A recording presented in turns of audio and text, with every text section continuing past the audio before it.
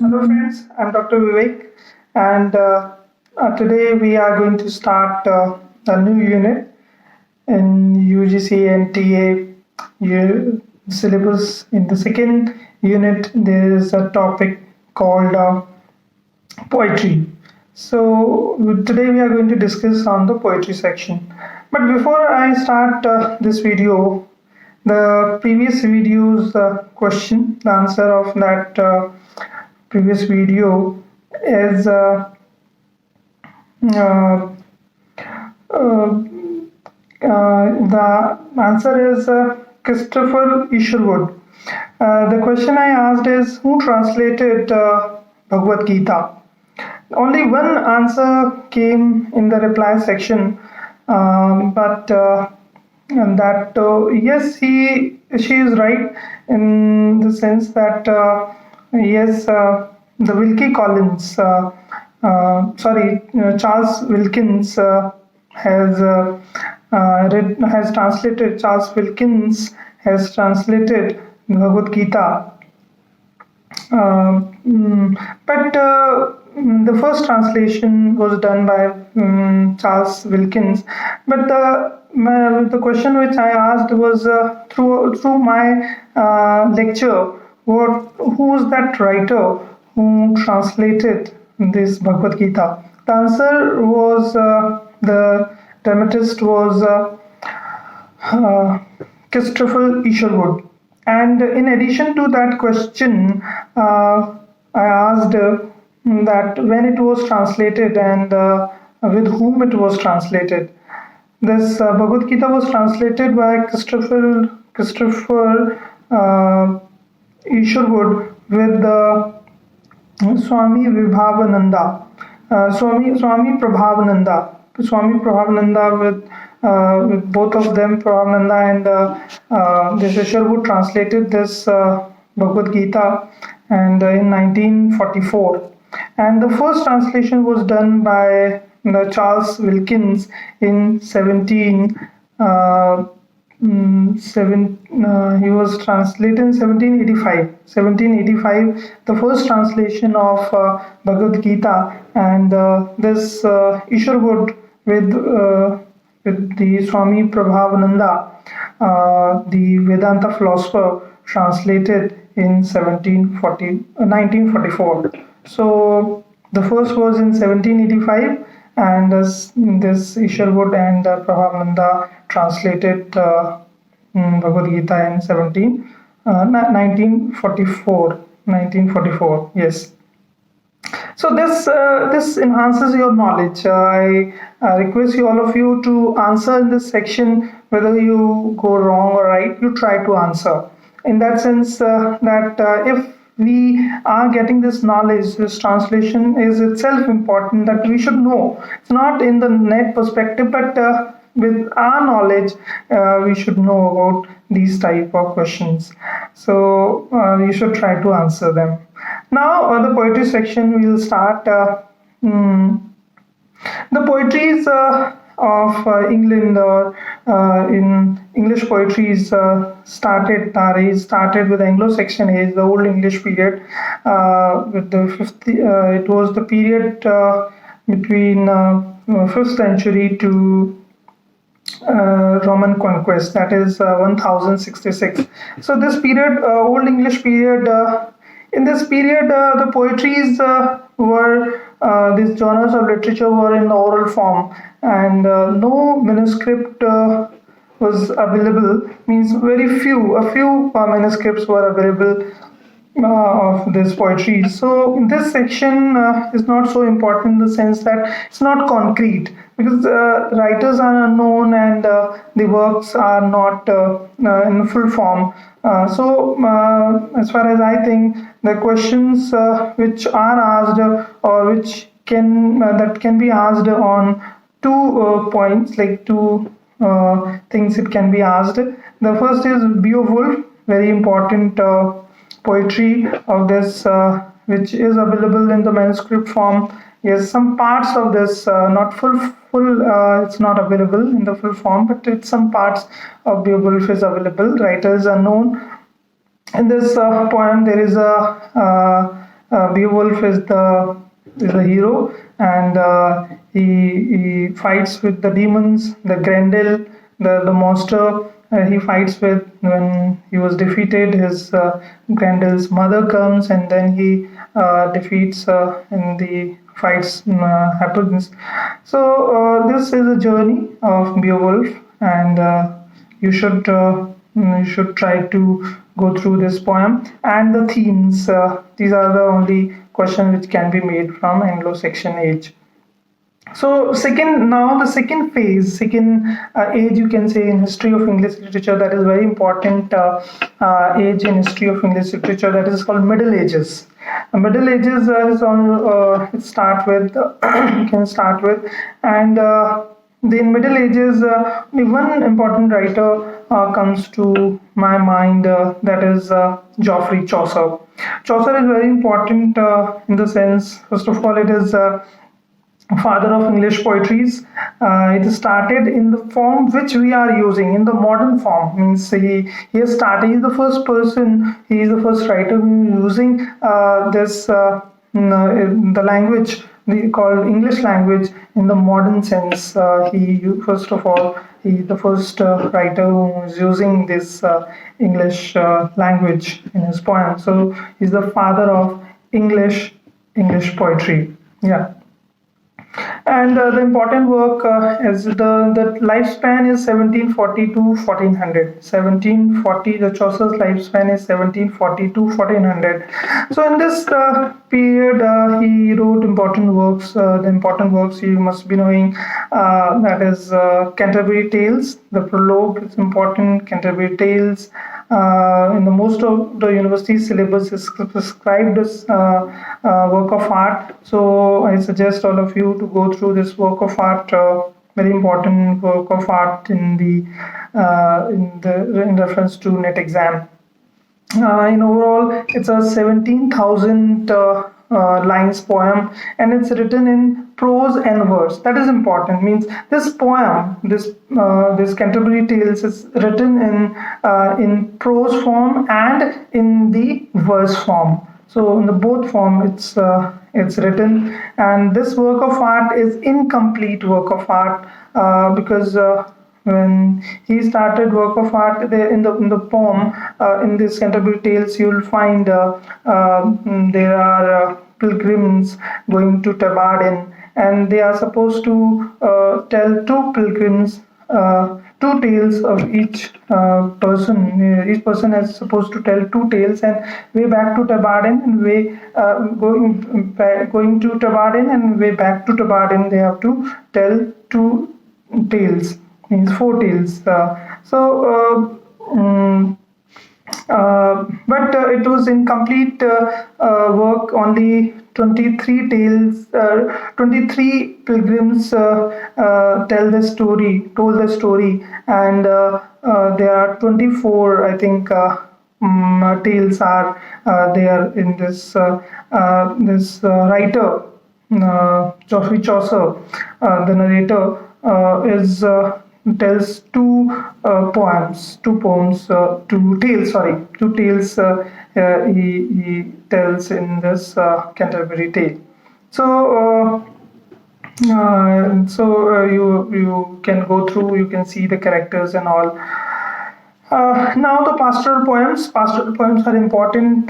Pastoral came from the Greek word. The pastoral word came from the Greek word pastor. Pastor means shepherd, means lives of shepherd and shepherdesses. How the life is. There's a depiction of life of shepherd and shepherdesses in the poems called pastoral poems. The important writers is Sydney, Arcadia. It's very important. Edmund Spenser's Shepherd's Calendar is important. So it's an example. And for more reading, you can read M.H. Abraham for this topic, pastoral poems. Now the Elizabethan poetry. As you know, Queen Elizabeth I came to the throne in 1558 and died, remained up to England's throne in 1603. So this period is very important in the sense that most important, most profound, most means most perfect, or you can say most important works came in this period, and Shakespeare was one of them. Shakespeare, we talk about Shakespeare, he wrote 154 sonnets, and I suggest you to go through your MA syllabus, the poems prescribed in your MA syllabus. It's good, they are important in the reference to NET syllabus. If you can go, I also suggest you to take any universities apart from your university syllabus, so that you can know about more about these poems, or you have a depth study of for the UGC NET. So the poems prescribed in your syllabus you can go through out of 154. You need to go through the 154 poems, 154 sonnets, but just go through the poems prescribed in your syllabus. Now the Fairy Queen is very important. Edmund Spenser wrote one of the typical work of art written by Spenser, and Fairy Queen. Here Spenser is glorifying Queen Elizabeth I. In glorification is kind of glorification to Elizabeth, Queen Elizabeth I. He is planning to write 12 books of Fairy Queen, but unfortunately he is able to write only 6 books. So in 12 books he planned, but only 6 books he was able to complete. And first 3 books were written in 1590, and for another 3 books were written in 1596. So here their virtues. He's describing Spenser in the Fairy Queen. He's describing the virtues, different virtues of life. In the first book, he's describing holiness, the virtue of holiness. In second, temperance. In third, chastity. He's talking about the virtue chastity. In fourth book, he's talking about friendship. Fifth, justice, and sixth, courtesy. So these are the 6 virtues he is talking about in the Fairy Queen. So you should remember, because questions are asked. Once it is asked that in book 4, Fairy Queen, which virtue is described? The correct answer was friendship. The 4th book, it's a virtue described, theme described as friendship. So you should remember this. Now I'm going to talk about the metaphysical writers. Metaphysical writers important. First of all, the meaning of metaphysical writers. Meta means beyond, of physical means physical world. It means the poem which these writers are talking about are based on the physical world. Physical world means beyond this physical world, means God. They are talking about spirituality. They are talking about in their poems. So it's modern. Now the first this word was used by Dryden in the form. For Dryden says to the Donne, he affects the metaphysics. Dryden says to Donne, for Donne, he affects the metaphysics, but that's the only word he uses. But later on, Dr. Samuel Johnson described the definition of metaphysics. He says it's very important: 2 heterogeneous ideas yoked by violence together. So this is the definition which first of all Dr. Johnson gave about metaphysical poetry. The important things of metaphysical poetry is one is paradox is there. Second, you find conceits are there, pun. So 3 features you will find in the metaphysical poetry. Paradox, just suppose it. What do you say? Child is the father of man. Pun means it has two meaning, double meaning.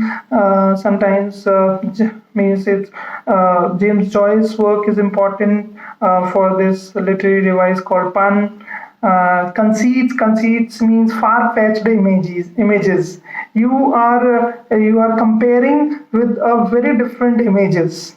Means imagery is very physical world to non-physical world. If you are comparing with very different imagery, if you are using your comparison far-fetched images, if you are using, then it's and you find these paradox, pun, and conceits in the metaphysical poetry. The writers now we'll talk about. Definitely, John Donne is very important. 1572 to 1631.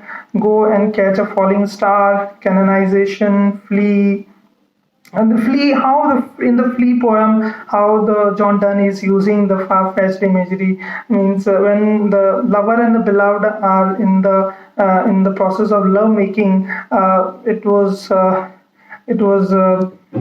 flea who disturbs them and who bites them, and now the writer is saying that how can I kill the flea, because it has mingled the three creatures, means two human creatures and the one flea itself. Those is a mingling of blood. If I kill the flea, it would be death of three creatures, two human beings and one of flea. So this kind of imagery is there in the Donne's poetries. Sun rising, the first line, busy old fool, unruly sun, how it starts. So abrupt beginning you'll find in the metaphysical poetries. Abraham Cowley is the second important writer of metaphysical poetry. Abraham Cowley, 1618 to 1667. He was greatly inspired by Fairy Queen. In the age of, I think, very childhood, he started reading Fairy Queen. Very important, very typical poem, epic poem. And so how we can imagine how he was, how much intelligent he would be, around Cowley, that he started reading Fairy Queen in the childhood itself. So he started Pindaric Ode, new form he started in English poetry, and some of the poems which he wrote, like Poetical Blossoms at the age of 15, Poetical Blossoms, Love's Riddle, and Elegy on the Death of Richard Crashaw. So these are the works, important works of Abraham Cowley. So now the other important writers of this age, metaphysical age, as musical poets are. Third writer is George Herbert. Very, you must have heard about Herbert, or poems, you must have read of the poems of Herbert. Very spiritual poet, he was a priest in the church, and the poems are based on religion aspect, religion he's talking about. One of the important quotes about George Herbert is Isaac Walton. Isaac Walton is a critic who says about George Herbert, "Holy Mr. Herbert, holy Mr. Herbert," says Isaac Walton. So he expresses the beauty of holiness in his poems. The other important thing about George Herbert is the structure which he uses, the concrete structure he uses. Very topographical space he is using in his poetries. Herbert poetry is also called pattern poetry. You will find a pattern, means. And it's not linear. You will find a pattern in this structure, then this. So you'll find a pattern in his poetry. So first of all, the pattern poetry was started by Herbert, George Herbert. What is important poems of this writer is The Temple, The Virtue, very important poem you must have read. Pulley, The Altar. So these are the important poems. Now the fourth writer of metaphysical poetry is Henry Vaughan, 1622-1695, a disciple of Herbert, means a disciple of a priest. So his writings must be based on religion or on hymns. on the praise of God. The Retreat one is one of the important poems of Henry Vaughan. In this poem, he expresses the poet's desire to return to the childhood. Means he in retreat, he's retired, he's coming back to the childhood. Means because childhood he is regarded as very pure, very religious, very good age of life in which he want to go back, as we generally have a desire to live the past, live the childhood days. So, and the fifth writer is Richard Creshaw. The important poems are The Fear Upon the Body of Our Beloved Lord.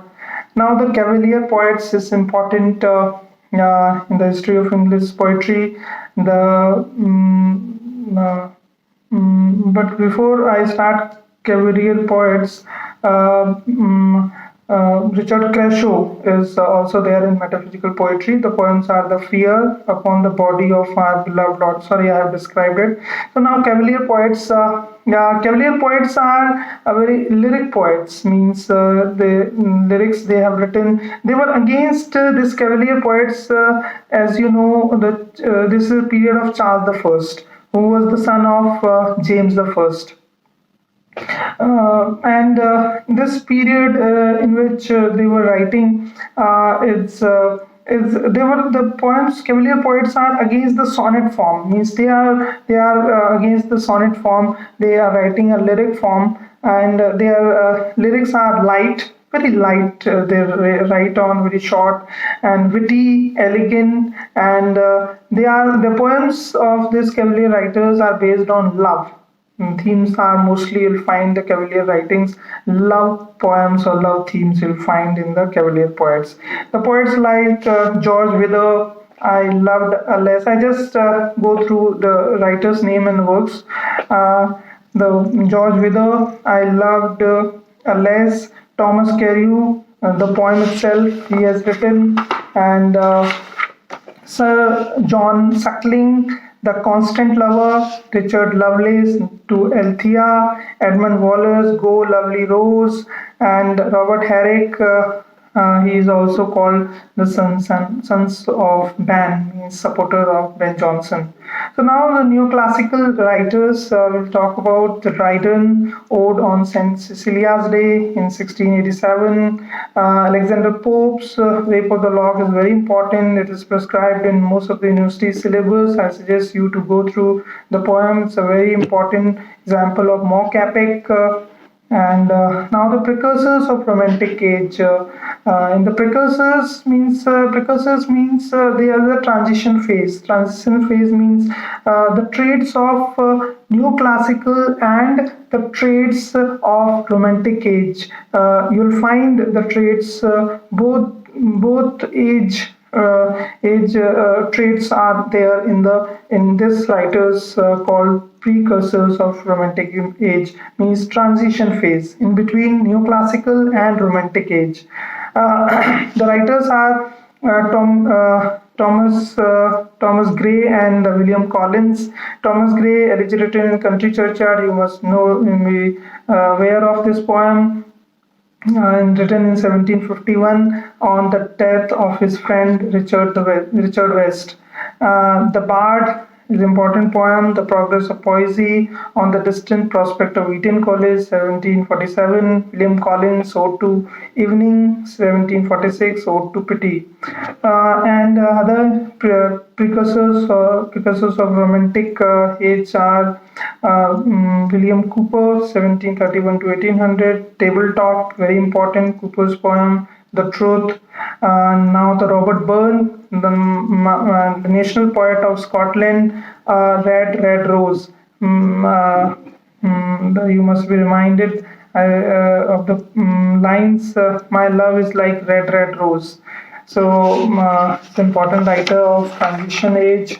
And other important writer, William Blake. Somewhere it is regarded as romantic writer, and some critics regard it as a in the transition phase.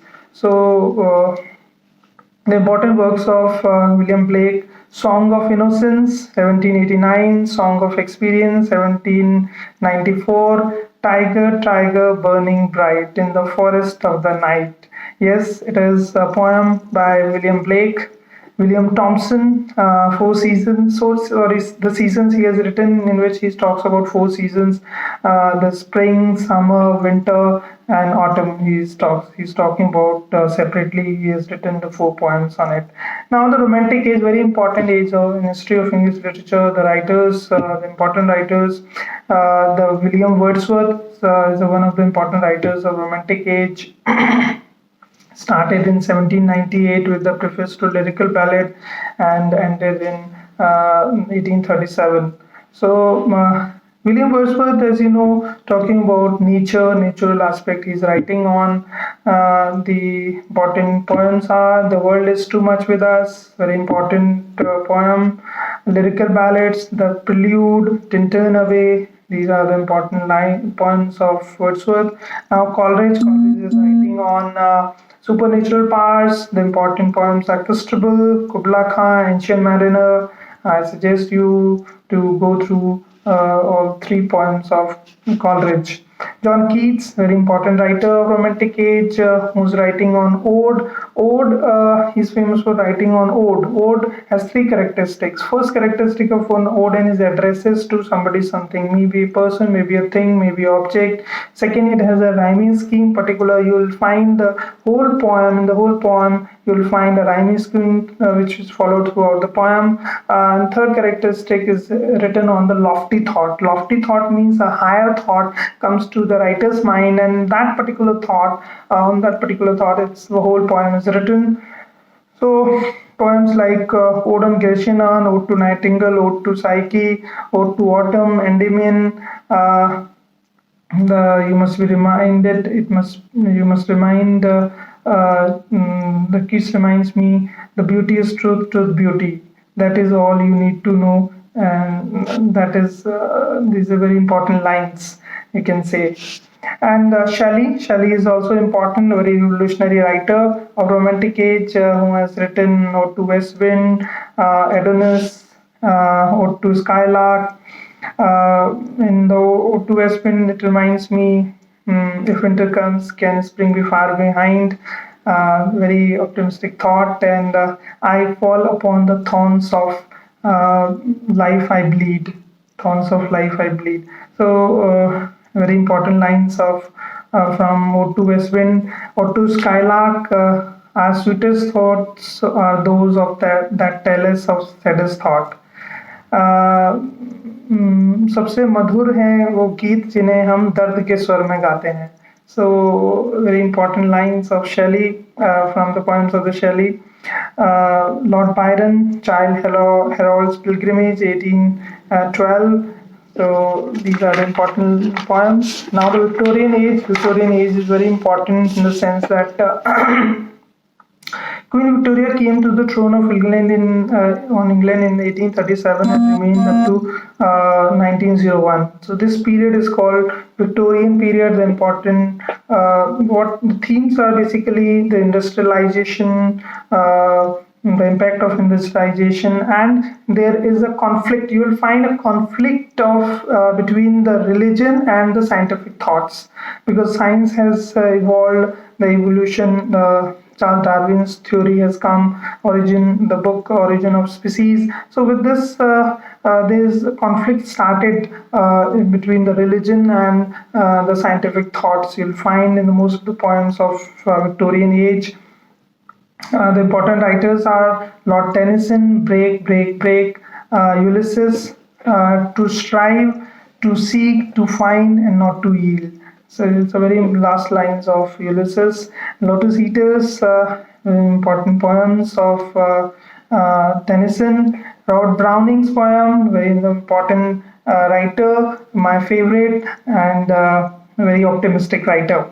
My Last Duchess, very important poem. My Last Ride Together, Prospice, India del Sarto.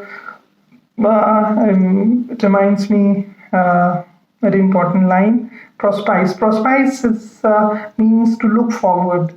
Your writer says, I was ever a fighter, so one fight more, the best and the last. And in India del Sarto, the writer says, low aim is a crime. low aim is a crime. So very important poem. Porphyria's Lover, you'll find. Now the Elizabeth Barrett Browning, Lady Browning, can say wife of Robert Browning, Aura Lay and Prometheus Bound is the important works of Lady Browning. Now the Pre-Raphaelite means the pre-Raphaelites are talking about before Raphael. They are reliving the life of before Raphael. Raphael was a painter. So you'll find this distant liking. They have a liking of old medieval ages. Means archaic thoughts, archaic diction. You'll find in the pre-Raphaelite poetry. Very important things and important writers are D.C. Rossetti, William Holman Hunt, William Michael Rossetti, and the Germ. The magazine name is Germ, the Germ, in which they were talking about, they are propounding their thoughts. These pre-Raphaelites, they were giving their thoughts about pre-Raphaelite poetry in the Germ magazine. This is all about we have reached to Victorian age, and now in the next video I'll be talking about modern poetry and American poetry. In the next video I'll be talking about, and now the question I ask in every video of mine. The question is, I'm quoting a quote from a writer. We have to tell whose quote it is. So it's a quote goes like this: "The poetry is the breadth and finer spirit of knowledge." Poetry is the breadth and finer spirit of knowledge. So you have to tell in the comment section who has written this this quotation, whose quotation it is. So this is all. Thank you so much for watching, and meet you in the next video. Thank you.